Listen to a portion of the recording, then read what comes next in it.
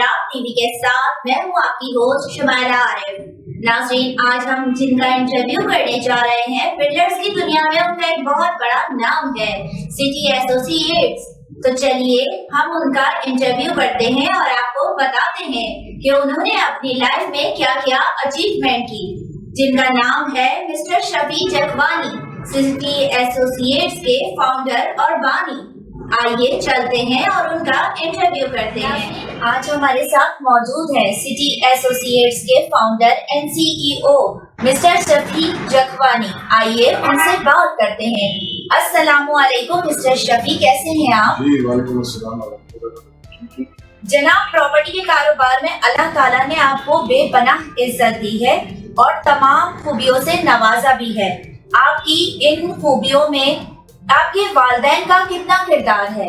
जी बिस्मिल्लाहिर्रहमानिर्रहीम। अल्लाह का बड़ा करम है, अल्लाह का कितना शुक्र बजा रहा है, कम होगा कि मुझे आज इस रियल एस्टेट इंडस्ट्री में 30 साल हो चुके हैं और 31वें साल में हमारे किसी भी इंसान की तरबियत उसके अपने घर से होती है, स्कूल वो बाद में आता है।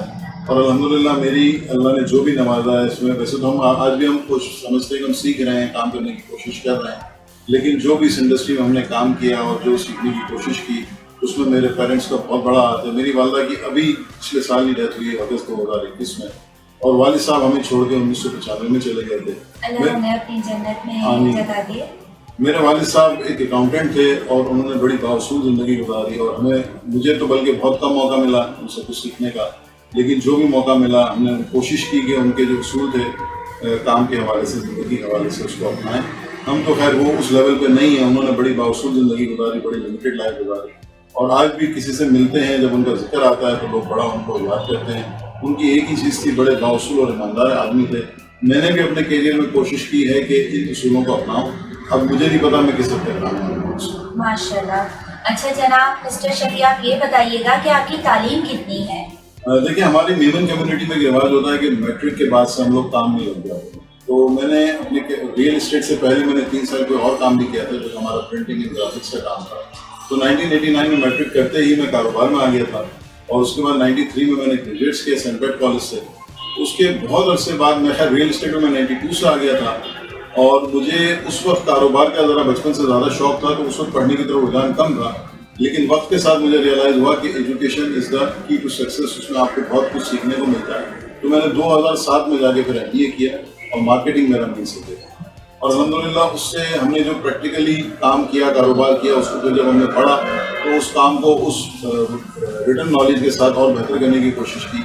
और हम बीइंग अ सिटी एसोसिएट 2010 के बाद डिजिटल मार्केटिंग में और सोशल मीडिया मार्केटिंग में हमने काम किया।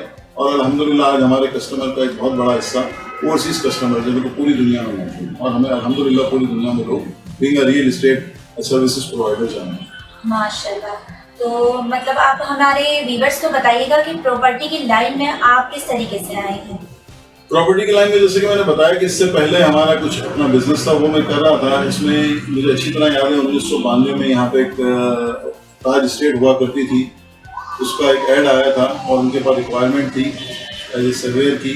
तो मैंने इस तरह ताज एस्टेट ज्वाइन की और हादसाती तौर पे आया। मुझे कोई, हालांकि मेरी राइश भी क्लिफ्टन में ही थी उस वक्त, लेकिन मेरे बड़े भाई ने मुझे कहा कि आप ये ट्राई करें, और मैं इस तरह से being a surveyor real estate में भी मेरी 1992। और माशाल्लाह आज इतने आप बेहतरीन मुकाम पर हैं। अल्लाह ताला आपको और मज़ीद कामयाबी अता करे।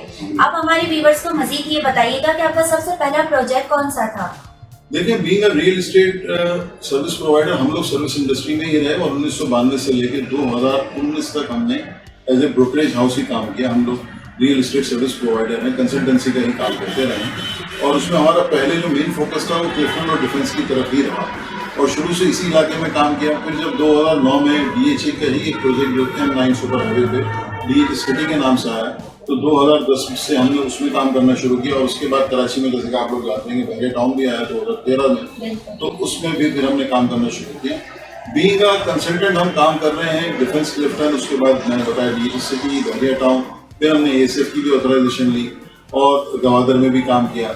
लेकिन बीइंग अ डेवलपर हमने 2019 में कंस्ट्रक्शन का काम शुरू किया और हमारा पहला प्रोजेक्ट कराची में, बहरिया टाउन कराची में जखवानी मिडवे टावर के नाम से हमने बिल्डिंग लॉन्च की और अल्हम्दुलिल्लाह वो हम ऑलरेडी पोजीशन दे चुके हैं और लोग उसमें ऑक्यूपेंसी कर चुके हैं। بالکل، یہ تو ہمارے ویورز بھی جانتے ہیں کہ گوادر اور بحریہ ٹاؤن میں تو آپ کی بہت زیادہ ایکٹیویٹیز ہیں. مزید ہمیں اور ہمارے ویورز کو آپ یہ بتائیے گا کہ کراچی کے اندر فلیٹ اور پراپرٹی کی قیمت کو کس طریقے سے مستحکم یا کم کیا جا سکتا ہے؟ دیکھیے بینگ پروفیشنل میرا جو پروفیشن ہے وہ تو ہمارا انویسٹمنٹ کنسلٹنسی کا بھی ایک بہت بڑا شعبہ رہا اور ہم نے پچھلے آپ سمجھ لیں 2010 سے لے کے 2016-17 تک جس طرح سے مارکیٹ میں ریل اسٹیٹ پہ گھوم رہا اس میں ہم نے کافی کام بھی کیا. اب وہ ہمارا سبجیکٹ ہے کہ لوگوں کے پیسے کو ملٹیپلائی کرنا, اسے مارکیٹ کی اپارچونیٹی کو سرچ کر کے اس کو پروفیٹیبلٹی میں لانا. لیکن بینگ اے کامن پاکستانی ہمیں دیکھتے ہیں کہ پراپرٹی کی جو قیمتیں ہیں وہ آلریڈی ایک عام آدمی کی ریچ سے باہر ہیں, اور جس طرح سے ہمارے یہاں پالیسیز بنائی جا رہی ہیں اور جو معاملات چل رہے ہیں اس میں مزید وہ باہر ہوتی چلی جا رہی ہیں. میں نے ریل اسٹیٹ میں وہ ٹائم بھی دیکھا جب 1000 روپے فٹ اپارٹمنٹ کی یہاں بکنگ ہوا کرتی تھی, اور آج 25,000 سے لے کے 50,000 روپے فٹ تک کی اپارٹمنٹ کی بکنگ ہو رہی ہے.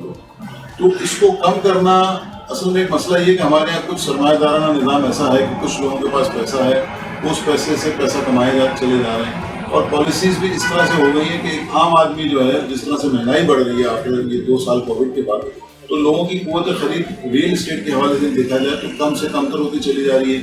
لیکن ایک مخصوص طبقے کے پاس جو پیسہ ہے وہ آلریڈی اس چیز میں ان ہے اور وہی اس کو ملٹیپلائی کرتا چلا جا رہا ہے. اس کے لیے جس طرح سے عمران خان صاحب نے لو کاسٹ ہاؤسنگ اسکیم کے 5 ملین گھروں کا اعلان کیا تھا, وہ ایک بہت ہی اچھی تجویز ہے, اور اس پہ اگر عمل درآمد ہو جاتا صحیح طریقے سے اور اس میں کچھ حد تک تو کام ہوا بھی ہے, تو ایک عام آدمی کے لیے گھر کا خواب پورا کرنا ذرا آسان ہے.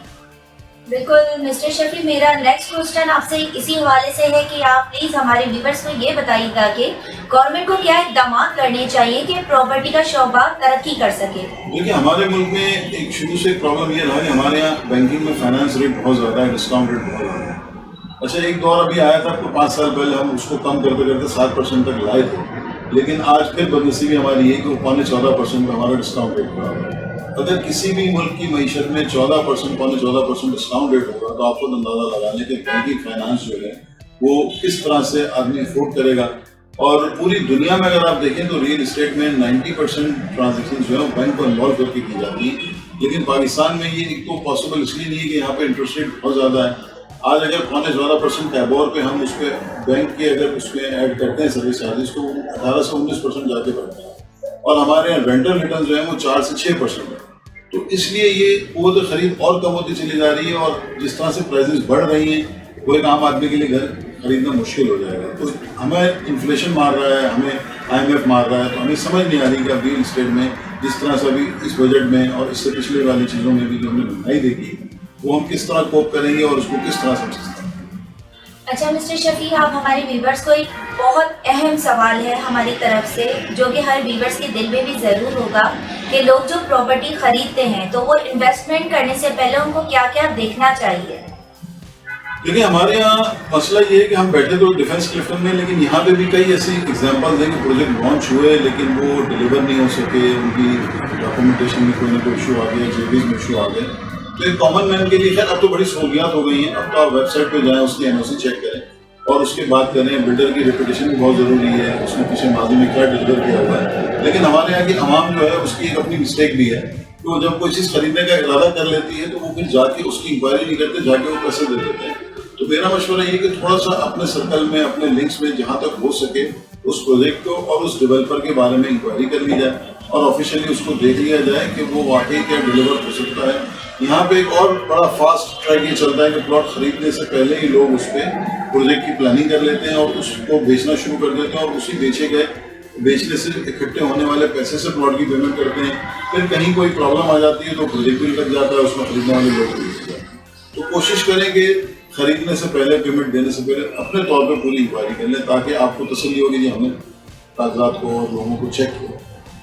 اچھا مسٹر شفیع, ایک بات ہمیں مزید یہ بتائیے گا کہ ماشاءاللہ سٹی ایسوسیٹس ایک بہت بڑا نام ہے, تو ہمارے ویورز کو آپ پلیز یہ بتائیے گا کہ لوگ آپ پر ماشاءاللہ بہت اعتماد کرتے ہیں, اس اعتماد کی وجہ کیا ہے؟ دیکھیے جی, شروع سے میری ایک پالیسی رہی ہے کہ ریل اسٹیٹ میں جہاں آپ کو پتا ہے کہ ہمارے ملک میں ریل اسٹیٹ اور کار شو روم کے شعبے میں لوگوں کو ذہن میں آتا ہے کہ یار یہاں پہ کوئی صحیح بات نہیں کرتا, سچ بات نہیں کرتا. تو میری شروع سے ایک اسٹریٹجی تھی, جیسے کہ میں نے بتایا کہ میرے والد صاحب نے بھی کہا کہ آپ اگر سچ بولیں گے, اسٹریٹ فارورڈ بات کریں گے تو لانگ رن میں آپ کو ایڈوانٹیج ملے گا. شارٹ ٹرم میں ہو سکتا ہے کہ آپ کو لوگ इतनी ज़्यादा पजीराई ना मिले, तो मैंने शुरू से अल्हम्दुलिल्लाह मेरी बेसिक SOP यही कि स्ट्रेट फॉरवर्ड बात की जाए, जो बात है वही की जाए और सौदा बेचने से पहले उसका ऐप बताया जाए, ना कि उसकी तारीफें की जाए। तो उससे ये होता है कि आपका लॉन्ग रन में लोगों का ट्रस्ट आता है। और आज अल्हम्दुलिल्लाह हमारी अल्लाह का बड़ा करम है कि लोग पाकिस्तान से बाहर बैठे हुए हम कोई छोटा सा प्रोजेक्ट भी लॉन्च करते हैं या बड़ा प्रोजेक्ट भी लॉन्च करते हैं, तो लोग हमारे नाम पे ट्रस्ट करते हैं और हमें पेमेंट्स वैसे ही आ जाती हैं। बिल्डिंग में अगर कड़ा नहीं भी लगा होता तो लोग पैसे देने के देते हैं। माशाल्लाह, यानी सिटी एसोसिएट्स माशाल्लाह से इतना बड़ा नाम है जो हमारे नाज़रीन भी एतमाद करके सिटी एसोसिएट्स पर अपना घर का ख्वाब पूरा कर सकते हैं। मिस्टर शफी, मेरा अगला सवाल आपसे ये है कि किन प्रोजेक्ट्स में लोगों को सेफ इन्वेस्टमेंट करनी चाहिए? देखिए, प्रोजेक्ट्स तो हर तरह के मार्केट में लॉन्च होते हैं, उसमें बाद दफ़ा उन प्रोजेक्ट्स में देखिए कोई भी आदमी खैर ये नहीं चाहता कि वो गलत चीज़ बेचे, लेकिन उसकी कहीं वर्किंग में कोई एरर होता है, कोई उसकी होमवर्क कंप्लीट नहीं होता जिसकी वजह से प्रोजेक्ट डिले हो जाते हैं, कहीं जेवीज होती हैं, आपस में पार्टनर्स होते हैं। तो इन सारी चीज़ों को मेरी तो देखें, पाकिस्तान में आज तक रियल इस्टेट रेगुलेटरी अथॉरिटी नहीं बनी। पिछले साल इस्लामाबाद में इसकी बिल पास हुआ है रीरा का, और वो शायद फॉर्म होना शुरू हुई है, लेकिन आपको पता सिंध गवर्नमेंट के मामला जो हैं वो फेडरल गवर्नमेंट से हट के चलते हैं। तो किसी भी मुल्क में जब तक रीरा का काम नहीं होगा, रियल इस्टेट रेगुलेटरी अथॉरिटी होगी, तो वो पब्लिक के लिए वन पोर्टल होगा, वहाँ जाके वो चेक कर सकते हैं। एस्क्रो अकाउंट होना चाहिए ताकि अगर किसी प्रोजेक्ट में किसी किस्म की कोई दिक्कत भी आए, कोई आपस के मसाइल की वजह से प्रोजेक्ट डिले भी हो, तो आम आवाम का पैसा सेफ हाथ में हो। हमारे यहाँ होता ही है कि प्रोजेक्ट बेच बाज के लोग निकल जाते हैं और उसके बाद पब्लिक का पैसा उसमें स्टक हो जाता है और कई साल तक वो प्रोजेक्ट बन नहीं पाता। तो इन सब चीज़ों के लिए सबसे पहला स्टेप जो है वो रियल इस्टेट रेगुलेटरी अथॉरिटी है। इंडिया में भी उसका काम तकरीबन तो 4 साल पहले आया। पाकिस्तान में हमारी तो गवर्नमेंट से रिक्वेस्ट है कि इसको फेडरल गवर्नमेंट ने अनाउंस तो किया, लेकिन इस्लामाबाद में उसकी वर्किंग हो रही है, लेकिन सिंध गवर्नमेंट के लेवल पर हम अभी तक उसमें कोई पेशरफ देख नहीं है।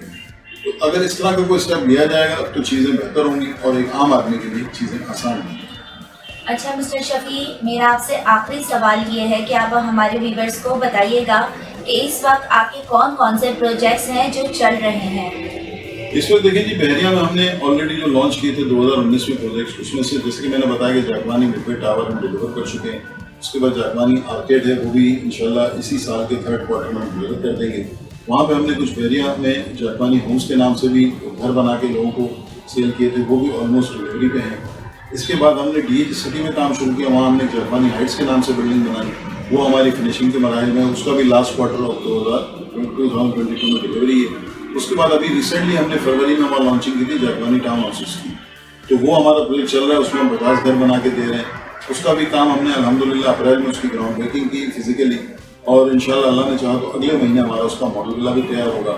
इसके साथ वहाँ पे हमने जागवानी सेंटर के नाम से बिल्डिंग लॉन्च की, जिसका मैंने जिक्र किया कि अभी तक उसका हमने काम शुरू नहीं किया, लेकिन उसकी भी 90% इन्वेंट्री हम बेच चुके हैं। इसके साथ साथ बीइंग सिटी एसोसिएट काम करते हुए हमें तकरीबन इस नाम से मैं 20 साल से काम कर रहा हूँ। वैसे मुझे ओवरऑल इंडस्ट्री में 30 साल है। 2021 में सिटी मार्केटिंग का भी स्टार्ट किया है, और उससे हमने ASF की ऑथराइजेशन, हम ASF के ऑथराइज डीलर हैं, और उसका भी हमने पहला बड़ा प्रोजेक्ट लिया है सिटी मार्केटिंग के प्लेटफॉर्म से, हार्बर विस्टा के नाम से, जो कि कस्टम हाउस और KPT के ऑफिस के बिल्कुल सामने 4 एकड़ से बड़ा प्लॉट है। वो हम डेवलपर खुद नहीं है, हम उसकी मार्केटिंग कर रहे हैं।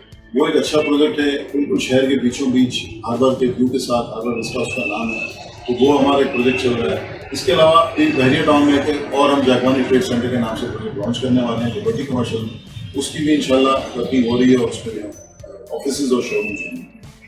बहुत बहुत शुक्रिया मिस्टर शफी, आपने अपना कीमती वक्त हमें दिया।